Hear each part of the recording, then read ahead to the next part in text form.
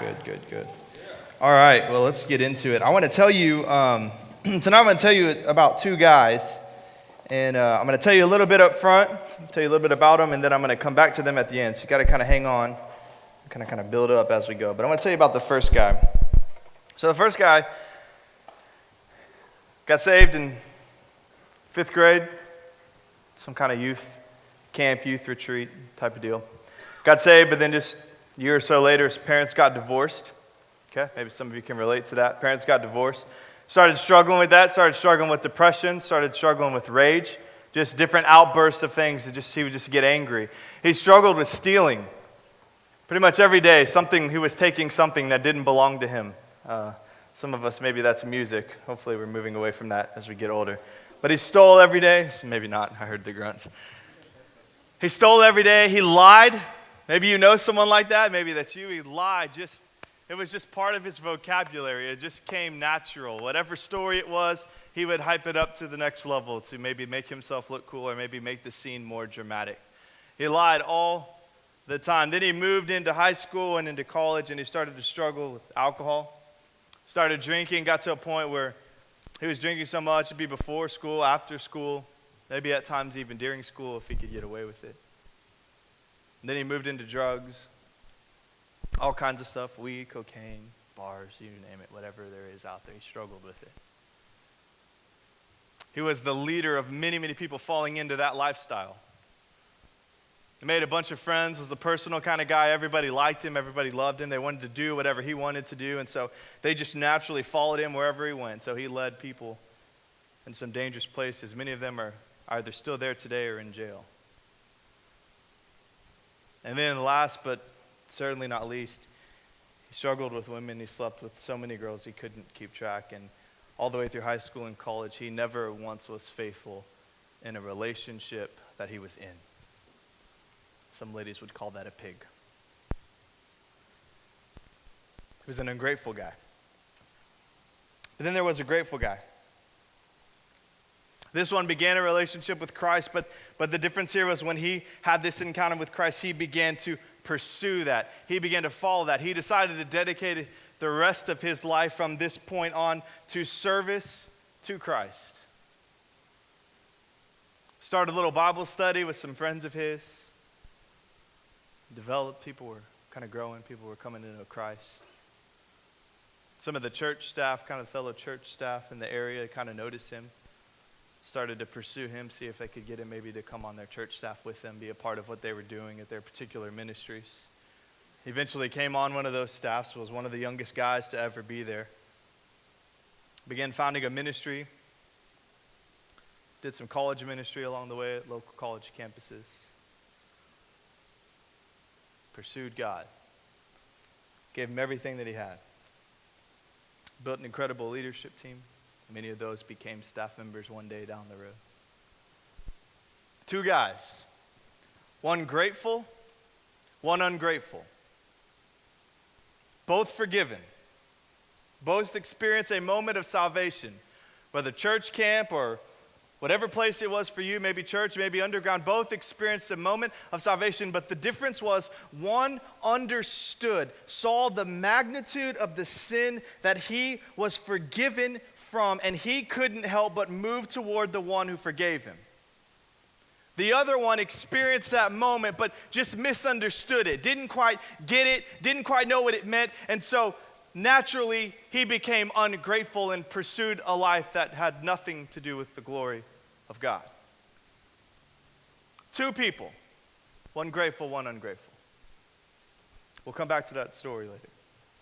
Tonight, what I want you to grasp is misunderstanding. You may want to write this down. Misunderstanding the magnitude of the sin we have or could be forgiven from will lead to an ungrateful heart.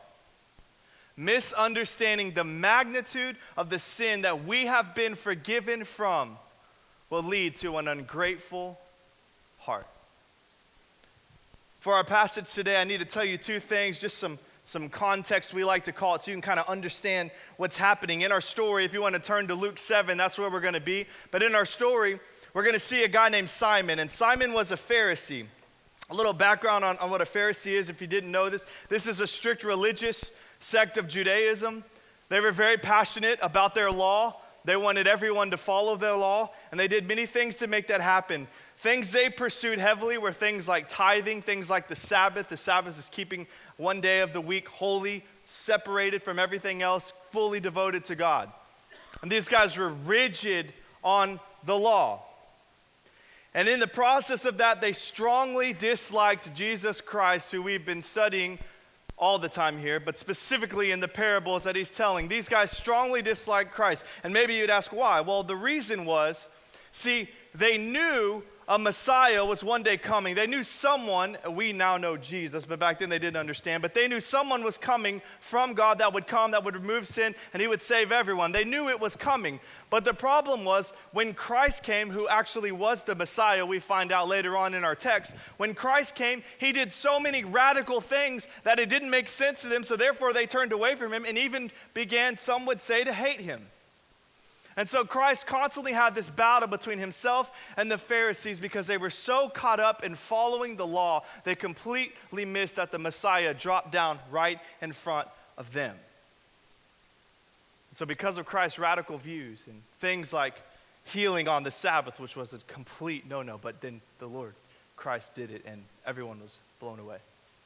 The Pharisees began to withdraw, and they, some would argue, hated Christ.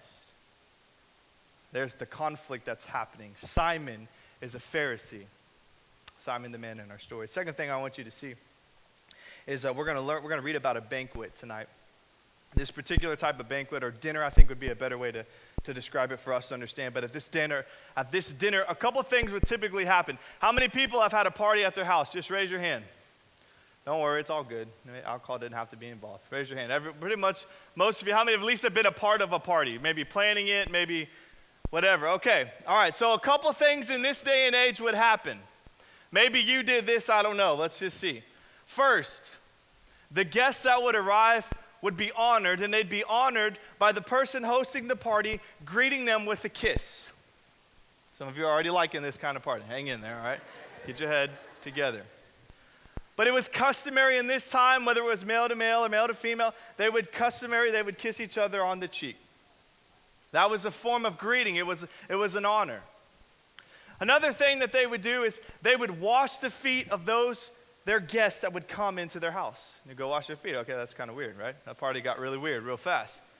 See, the thing was, these guys didn't have cars, so they would walk everywhere they went, or they would ride sometimes, but most of the time they're walking, so their feet would be dirty. So it became customary and even an honor that you would take the time to wash the feet of your guests.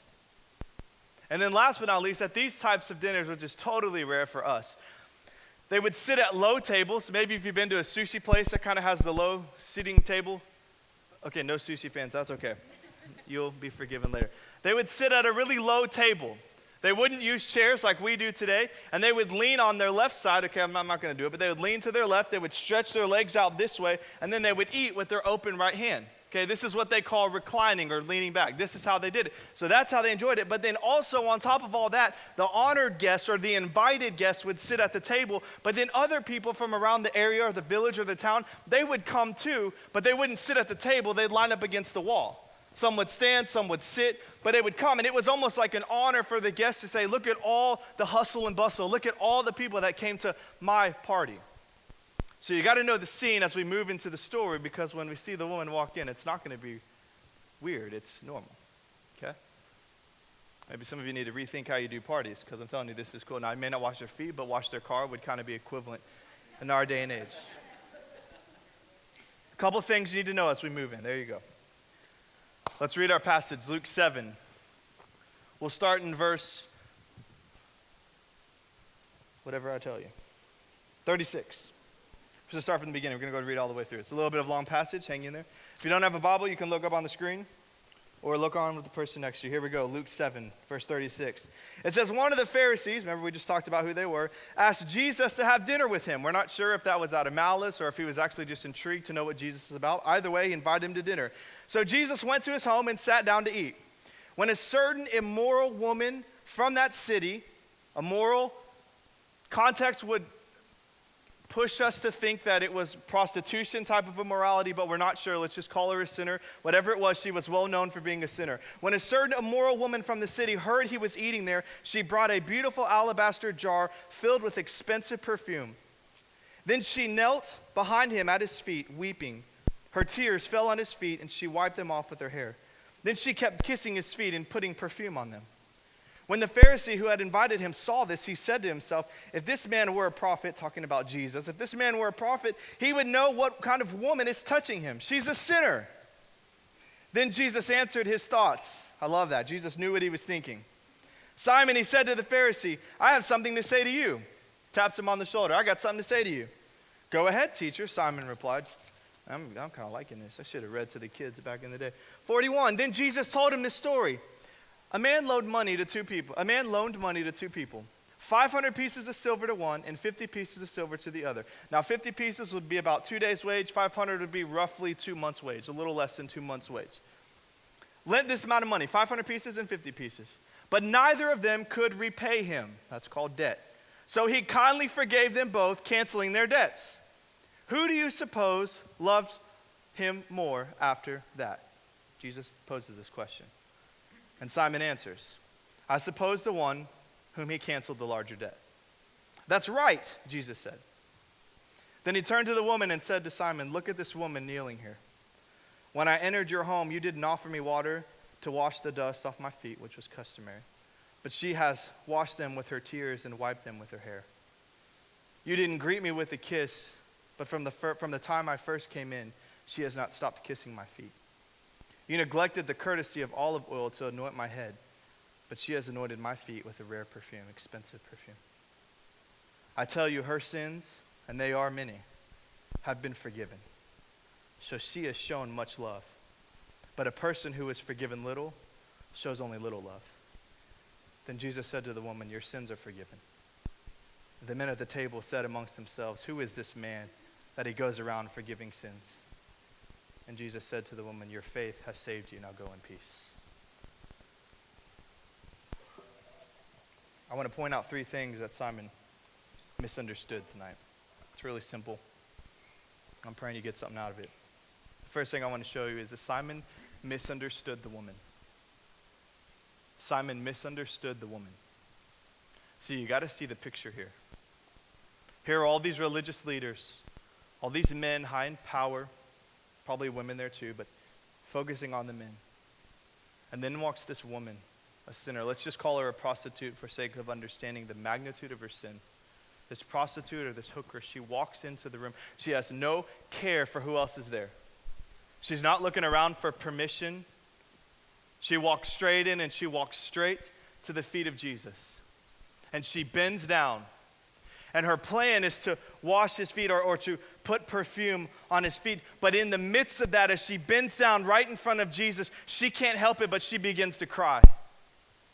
And so maybe 1 tear, then maybe 2 tears, she wipes them away. But what she realizes is she's not stopping crying. She's still going. She's still going. And the tears begin to flow. They begin to flow. And we would imagine at this point she becomes embarrassed. Maybe she lets down her hair. And in trying to wipe the tears off, she couldn't have planned for this moment to happen. But as her tears are falling, they're now falling on Jesus' feet. And so she knows she needs to get them off. So she begins to take her hair and she begins to wipe the feet of Jesus. In essence, as the tears continue to fall, as she continues to wipe, she begins to wash Jesus' feet with her tears. Overcome with emotion. Then she pulls out the perfume, and at this point, whoever was in the room that didn't know, now they knew because the perfume was open, so it filled the room. Everyone knew what was happening. But she didn't care. She put the perfume on his feet. What was this moment? It was a moment of worship. It was a moment of worship. At the feet of Jesus, she was worshiping. And Simon looks at this moment, but he doesn't see this beautiful act of sacrificial. Remember, the perfume was expensive. Who knows how much of her money she had to invest in that. This sacrificial moment and act of worship. Simon can't see that. He just sees this woman who's a sinner and says, if he only knew who she was. He judged her, but not only did he judge her, he judged her worship without ever looking at her heart. And you go, okay, well, what does that have to do with me, right? Because, of course, none of us in this room, we would never judge someone's worship. I mean, that's sacred. I would never do that. But let me pose to you a question, okay? I don't want to pick at you, but I just want to pose this. Have you ever had the thought maybe while you're at church and said, what is he or she doing here? Ever had that thought before? Don't raise your hand. Just think about it. What's she doing here? You didn't see her out at the club last night? What's she wearing? Are you kidding me? Do you not know where you're at? You're at church. You don't wear that.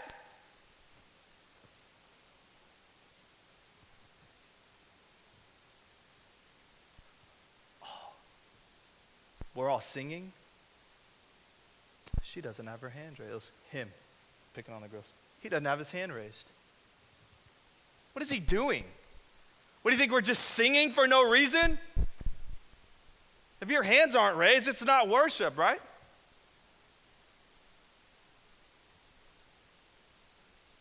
But we don't judge worship, right? Worship leaders in here, maybe? You ever had that thought?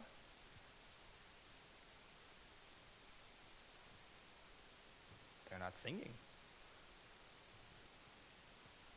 We're getting deep in here, but listen. We would love to say we don't judge worship, but the reality is we judge people, and we judge people in church, and church is supposed to be the place we come to worship. So therefore, guess what? We are just like Simon and some of us in our instances, and we judge worship just like he did.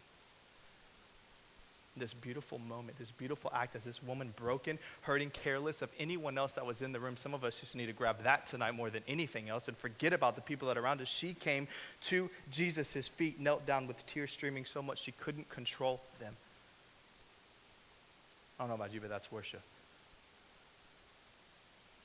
But Simon couldn't help but see her actions or her past actions. He couldn't see her heart. But Jesus did. The first thing Simon did is he misunderstood the woman. The second thing he did is he misunderstood Jesus. Verse 39, I'll read it to you again really quick. Look what Simon says. He says, when the Pharisees, talking about Simon, when Simon, who had invited him, saw this, he said to himself, if this man, referring to Jesus, if this man were a prophet, if he were who he says he was, if he was who he says he was, he would know what kind of woman is touching him. She's a sinner.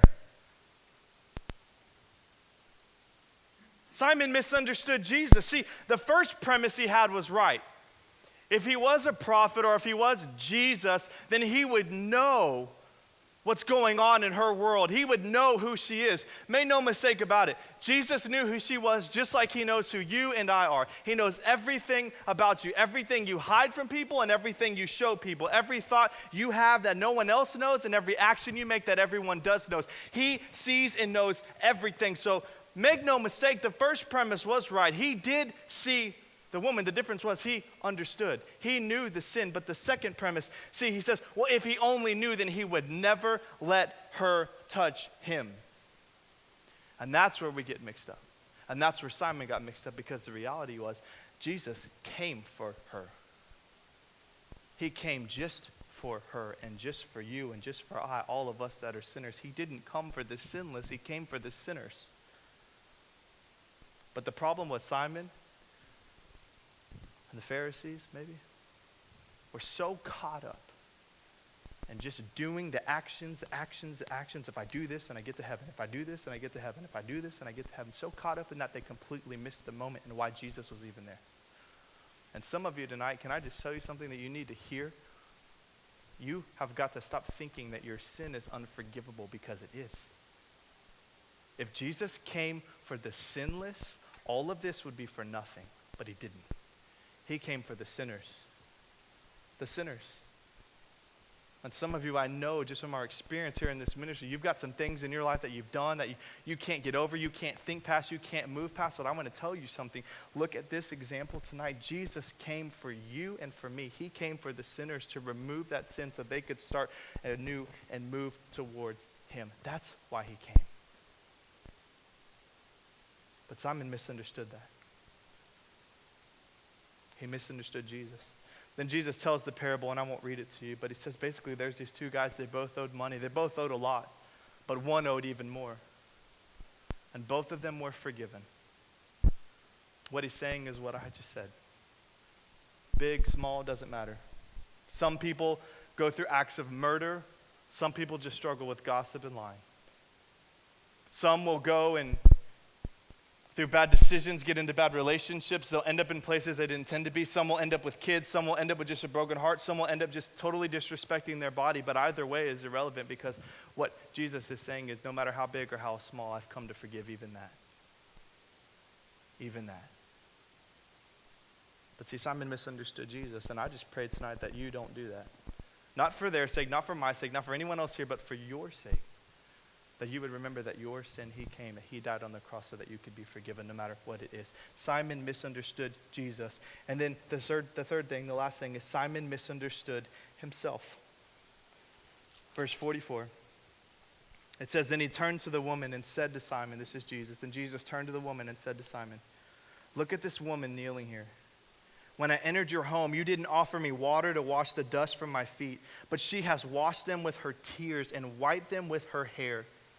You didn't even greet me with a kiss, but from the time I first came in, she has not stopped kissing my feet. You neglected the courtesy of olive oil to anoint my head, but she has anointed my feet with rare perfume. I tell you, her sins, and they are many, have been forgiven. She has shown much love, but a person who is forgiven little shows only little love. See, Simon misunderstood himself. Because what he did is as he looked over at the woman, all he saw was her sin. But he didn't think about his own. He didn't think about his own. He looked upon her and could list for you probably all the different things that she did. But he was a religious man, a man of law, so therefore he got confused and thought that maybe he might have even been sinless. See, Simon misunderstood himself. Can I tell you something? When in our hearts we forget about sin, it becomes the root of ingratitude. It becomes the root of ingratitude. See, we live in a generation, and I don't think any of us would argue it, but maybe you would, but we live in a generation where we're ungrateful for things because we just expect that they're supposed to happen. Have you ever heard that before? Some would call it entitlement.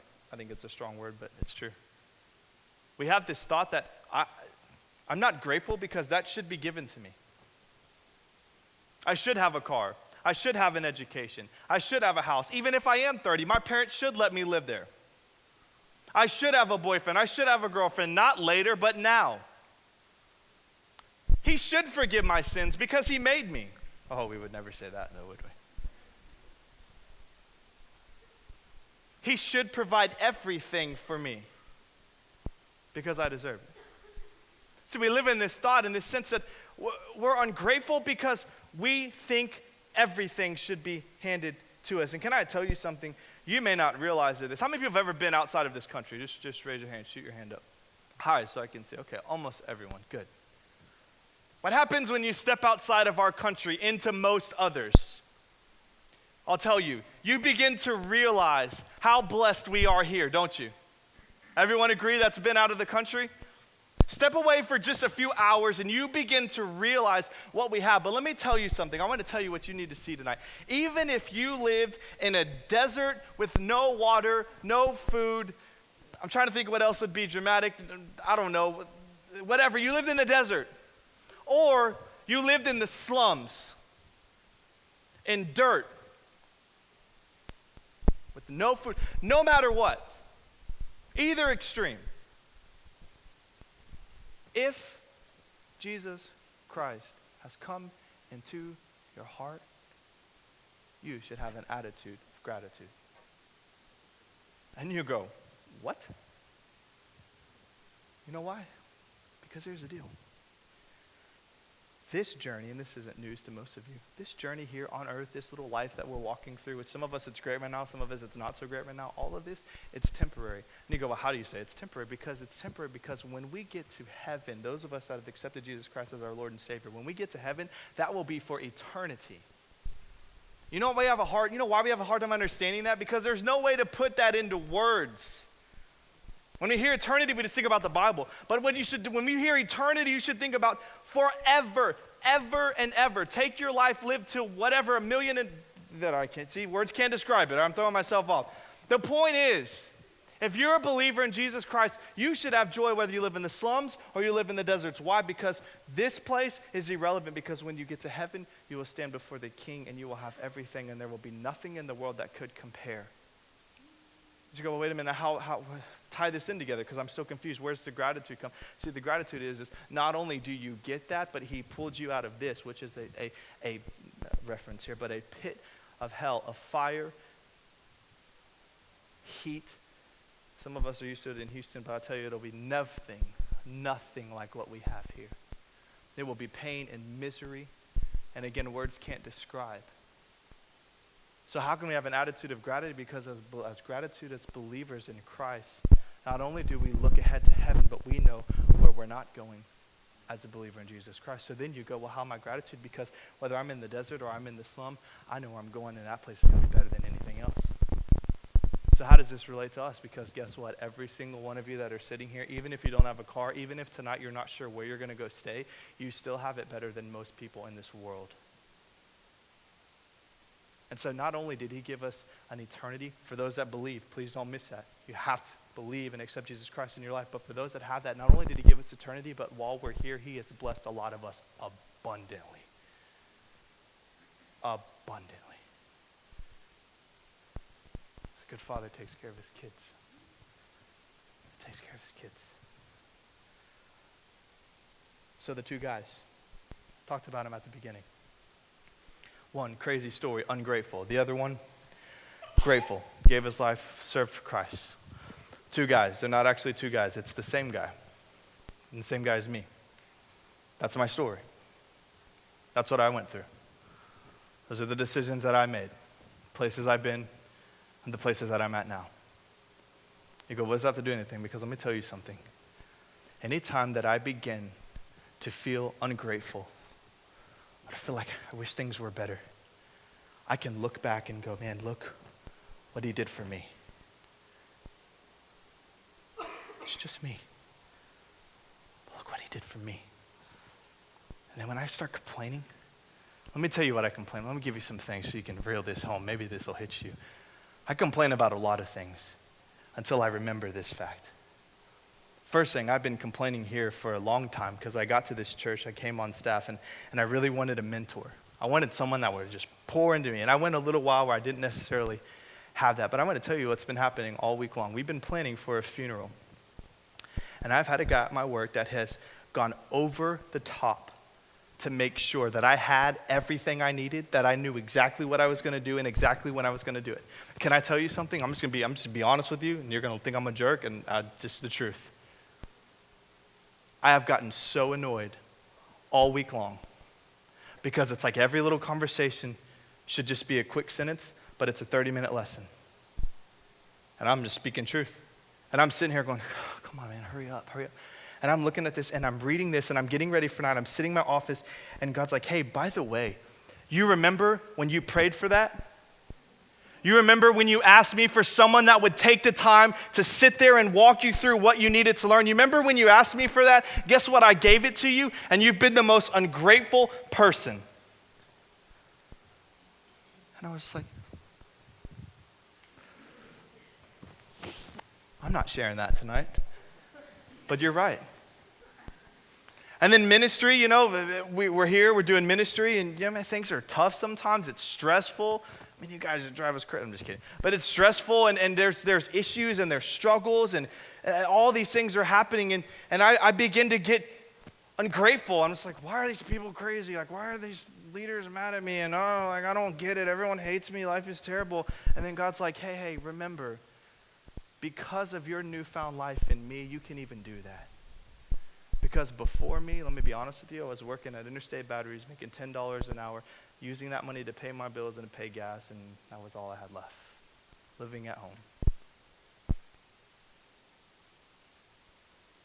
And he goes, remember all this? See, because of me, now you have this. And so, yeah, those stresses are going to come, but you shut your mouth because I've given you everything and more that you need. Why? Because of salvation. Car. Last one. I could go on all night, by the way, but I'll stop here. Anybody want a nicer car? Ever thought that before? Man, if only I could get a car. This one's just too slow. Your speeding tickets aren't teaching you anything. But Chad, remember last week what you said? If I had a bigger car, then I could pile more people in here, and then we could all come to Underground. Can I tell you something? We live in a generation where we even have cars. Remember what happened in our story? They had to wash each other's feet because they walked everywhere that they went. And some of you go, well, I got a legitimate excuse because I don't have a car and I'm struggling how to get places. Guess what? You still have an opportunity to get places. You're here, aren't you?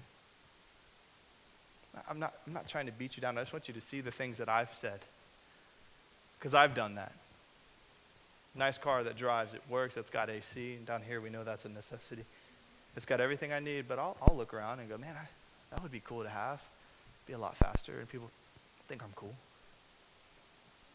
When we forget, we become ungrateful. Now, I've only given a couple of examples, but this is for you to go home and to figure out. But understand, when we misunderstand the magnitude of the sin that God has forgiven us, we begin to develop ungrateful hearts. In 5th grade, I had that experience with Christ, and I came to know him. But I misunderstood. I didn't get all that he had forgiven me of. I didn't understand what had just happened. But flash forward 19, 20, when I realized that this Jesus died on the cross and he forgave all that list of junk that I said at the beginning, he forgave it all and let me start clean. When I understood that, my life completely changed.